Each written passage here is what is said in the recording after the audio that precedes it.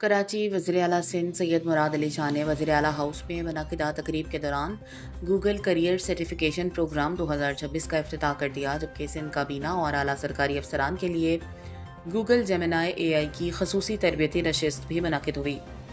وزیراعلی سندھ نے سرکاری جامعات کے طلبہ کے لیے 20,000 گوگل کیریئر سرٹیفکیٹ اسکالرشپس کا اعلان کرتے ہوئے کہا، حکومت سندھ جدید ٹیکنالوجی اور مصنوعی ذہانت اعلی کو بہتر حکمرانی، شفافیت اور عوامی خدمات کے فروغ کے لیے بروئے کار لا رہی ہے۔ انہوں نے کہا، اعلی صحت، تعلیم، زراعت، منصوبہ بندی اور دیگر شعبوں میں مثبت تبدیلی لا سکتی ہے، تاہم حساس سرکاری معلومات کے تحفظ اور اعلی کے اخلاقی و محفوظ استعمال کو یقینی بنایا جائے۔